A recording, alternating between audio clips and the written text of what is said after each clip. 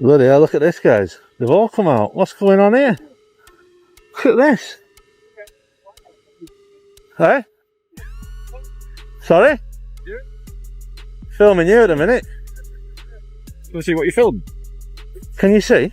What are you filming? Of course I am. What are you filming? I'm filming you. Sorry? Filming you. Who are you?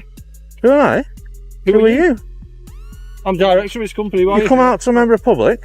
Yeah, but you're not allowed just to film anything you like without asking permission. From the public I am. Private property. I'm not coming inside. Are you guys stupid or what?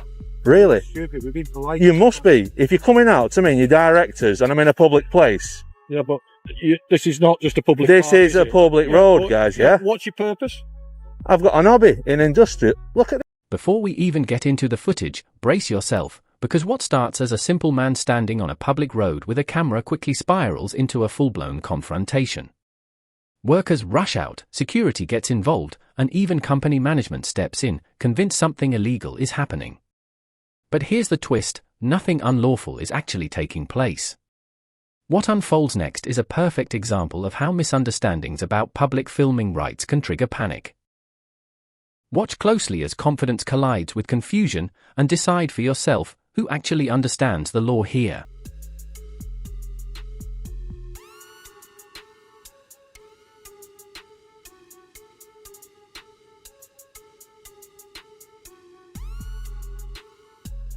And a company called Alpa. Someone lost a bit of paperwork, guys. Right away, this situation highlights one of the most misunderstood legal concepts when it comes to cameras in public spaces. In most places, including the UK, filming from a public road or sidewalk is completely lawful, even if the camera happens to point toward private property. The key detail is location.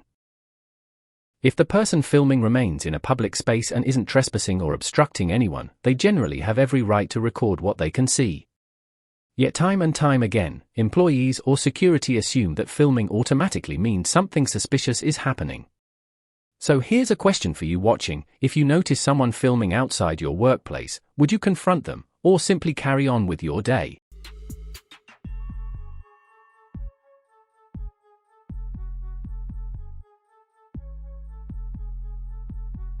Hello. How you doing, buddy? Baseball. Sorry? Taking photos for. Just taking photos of that wagon. Why? Pardon? Why? Who are you? Who are you? Pardon? Who are you? Well, am I obliged to tell you?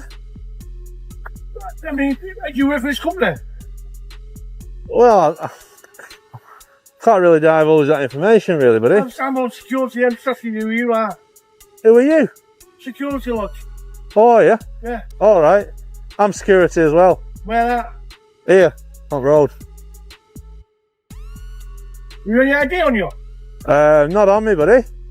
Why are you taking photographs? Oh, just of that wagon. Why though? Well, why are you working here? To make sure people like you don't. Now pay attention to how quickly the tone changes here. The security guard approaches with questions, which is perfectly normal, but almost immediately it shifts into an attempt to assert authority. And that's where things start getting interesting. Security guards typically don't have powers beyond those of an ordinary citizen unless a crime is actually taking place. When someone calmly stands their ground and refuses to provide information they're not legally required to give, it can throw the entire interaction off balance. What we're seeing here is confidence meeting uncertainty, and that gap in understanding is about to drive the tension even higher. It's only a photograph, mate. Yeah, but why? Just matters of public interest, buddy. Anyway, what does that do there? That small tank. I don't need to do tables, I do it. I don't need to tell you that. You don't need to tell me that? No. I didn't need to tell you what I was doing. I'm asking you questions, that's all. Why is that for me? Alright, well what do them two big uns do behind it? You're not telling me? No. Well, I'm not telling you anything now. What are you doing here then? I'm not telling you. Is this go you? Yeah, Paul. This is Paul, this.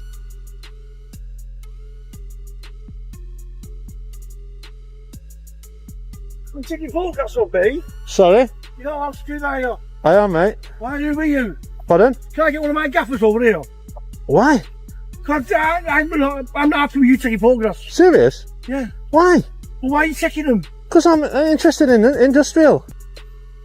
This moment shows how quickly pressure can build during confrontations like this. The guard continues asking questions, hoping to regain control of the situation, but every response he receives is calm and direct. And that calmness is powerful. When someone knows they're within their legal rights, they don't need to argue or panic, they simply repeat the facts. The more the guard pushes for answers, the more it reveals that he's unsure about the legal boundaries himself. Situations like this often escalate not because someone broke the law, but because people misunderstand what the law actually allows. Hey, buddy. Can I ask one of my gaffers to come out and have a word with you? Serious? Yeah. Why? I'm just doing my job. Oh, don't do that, mate. What? They might go mad. They might go mad if I don't. Oh, will they? Oh, do what you have to do, mate. I am alright to do it though, mate.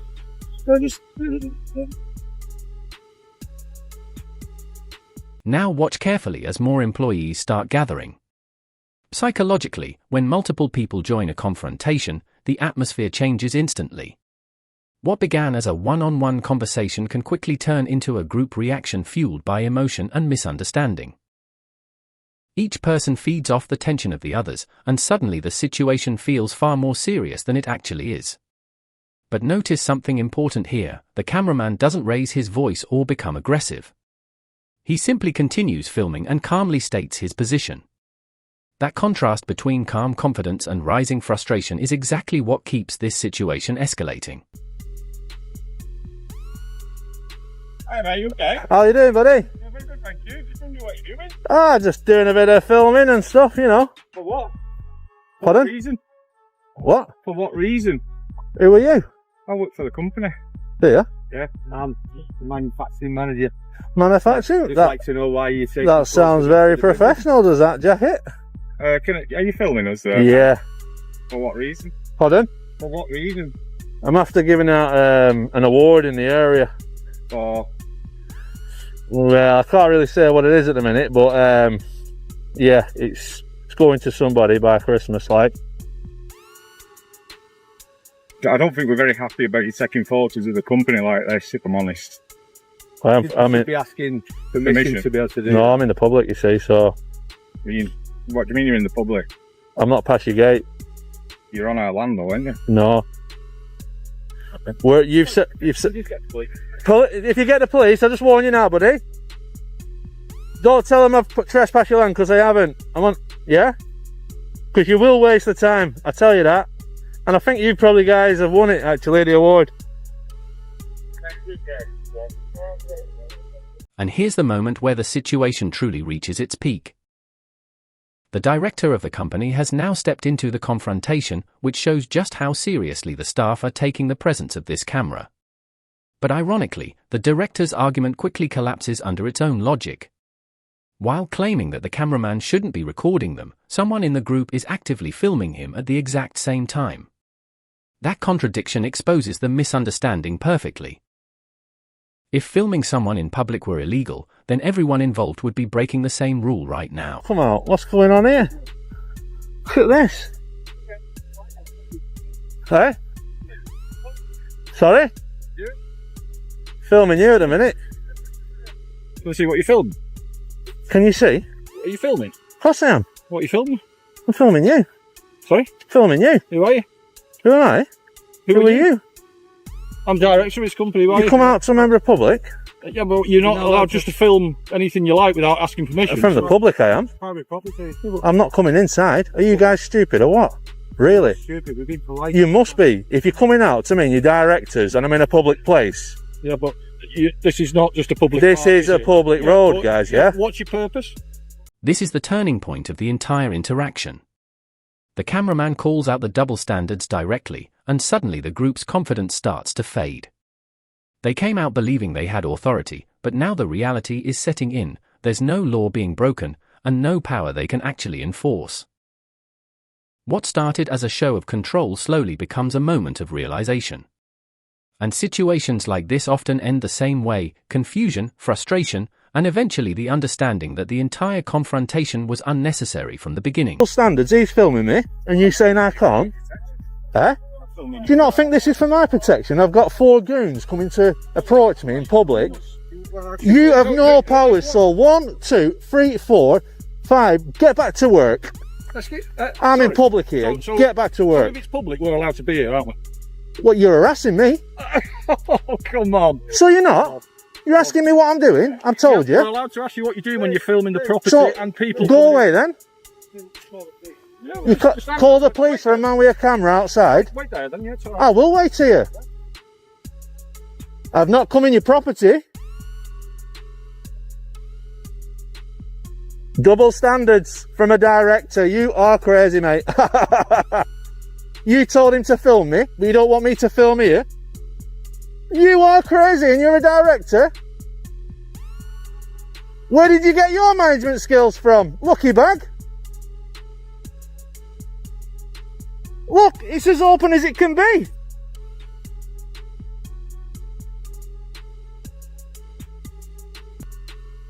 Before you ring the police, guys, yeah, look up the law first. Save some data and battery.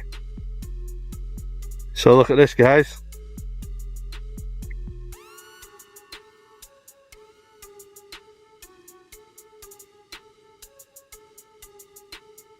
Have they give you some education over the phone? Bye. Bye, guys. As the camera fades out, the takeaway becomes crystal clear. A single person with a camera stood on a public road and exercised a legal right, yet an entire workplace mobilized in response because of a misunderstanding about the law. No arrests were made, no crimes were committed, and in the end the only real lesson here was about knowledge and awareness. Understanding public rights and legal boundaries can prevent situations like this from spiraling out of control. And now we want to hear from you. Who do you think handled this situation better? Let us know in the comments below.